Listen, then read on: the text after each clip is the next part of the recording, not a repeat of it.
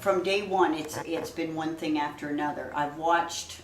There's a lot of poltergeist activity here. Again, it was early days for me. I was doing an afternoon tour, and I watched a teacup float up in the air and flip over and come back down during the tour. It scared me. It scared the people on the tour.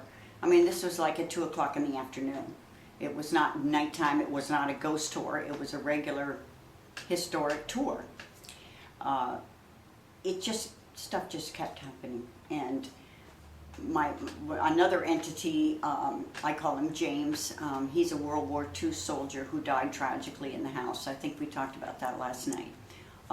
He throws the picture, and now we can't put the picture on the wall anymore because he broke the frame, he broke the glass, and it's a very nice poster from World War I, and the museum would really like to hang on to it. So it's now on the floor, so he doesn't throw that anymore. However, he does this to me. Now tonight, when we walked in the house, I have been so worried about her. I've been praying all day for white light for both of us tonight.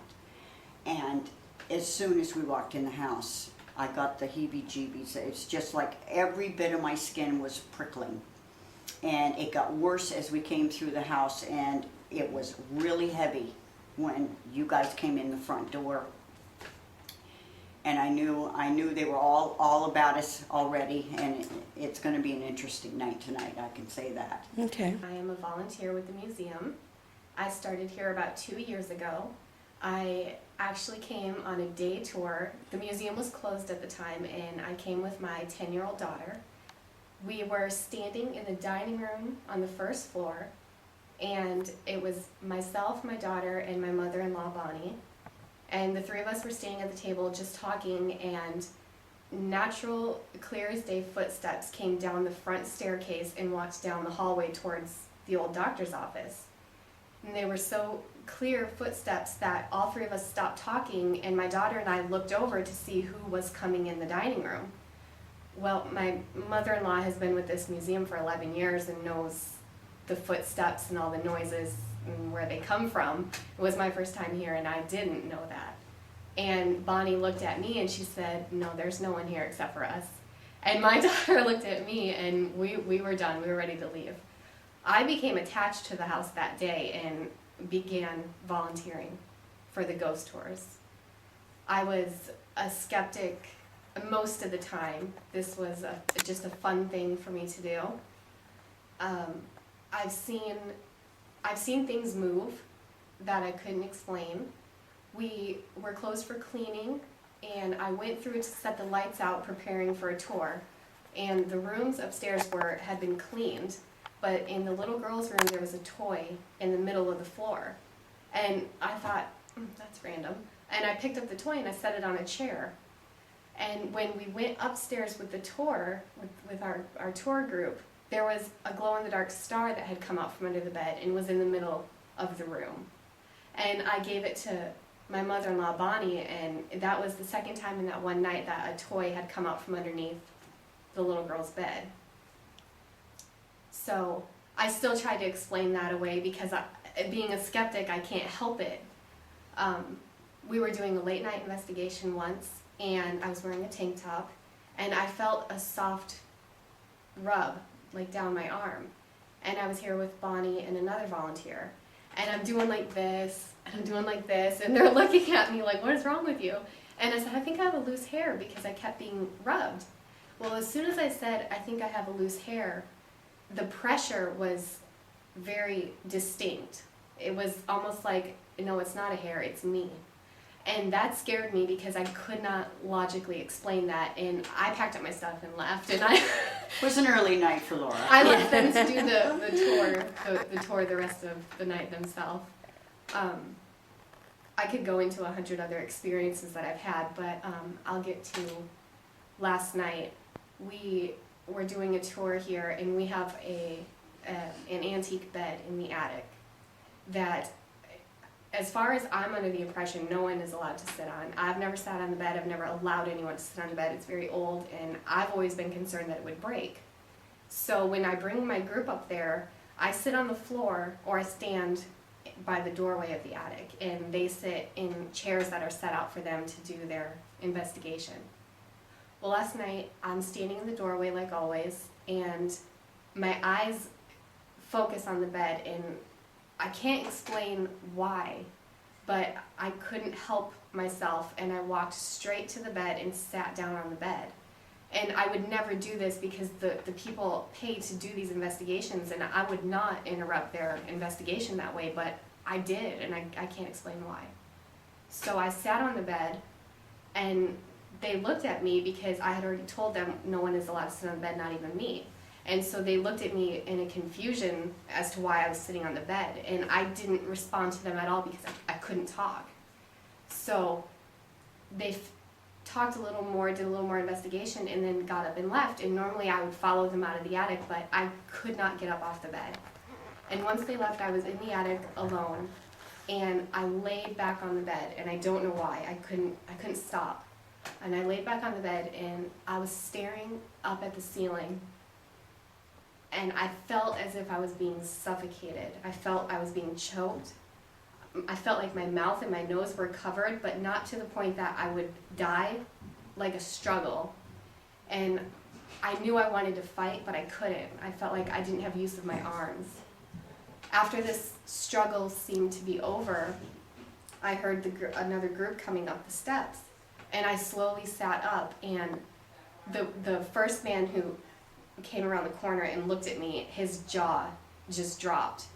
And he tried to ask me if I was okay, and I tried to be normal, casual, and I tried to say I'm okay, but very monotone, with no emotion. I said, I'm fine.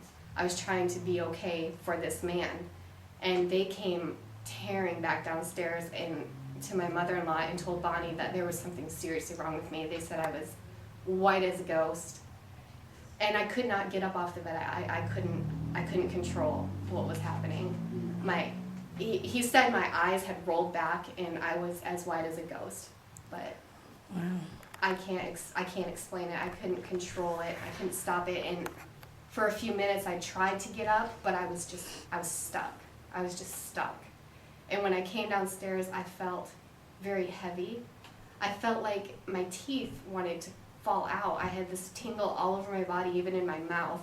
And I tried to clench my jaw together to put pressure on my teeth to release that feeling like my teeth were going to fall out. And I couldn't even clench my jaw shut. I was like paralyzed almost.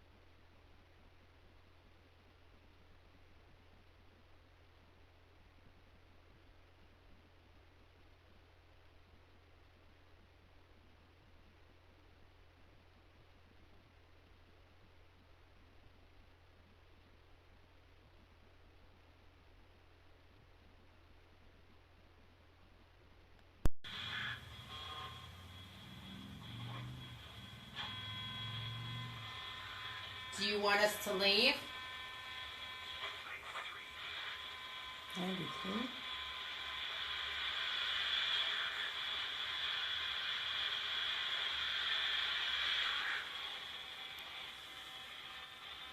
Is this thing even standing?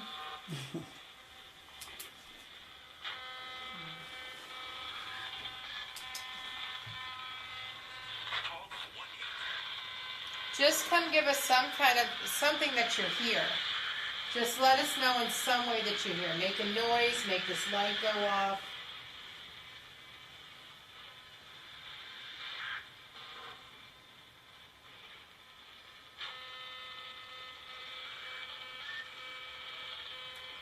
We're gonna touch your baby.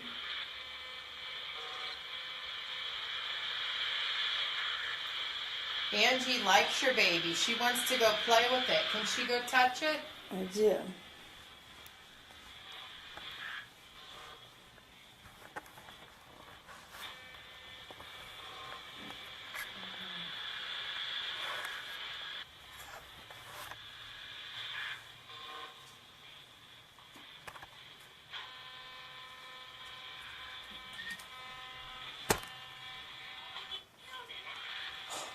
That sounded like a kid. Did you hear I that? did. Was that you, Jessie?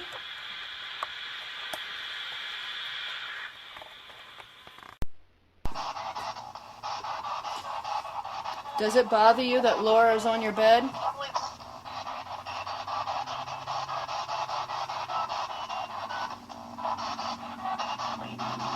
Wait. They say wait. What are we waiting for?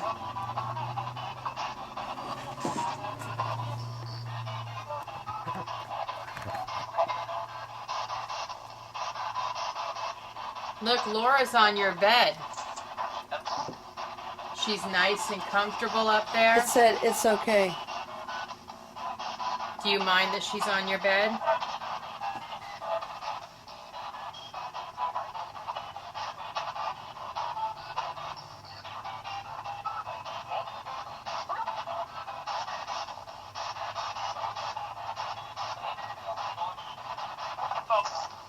Did it say what I thought it said?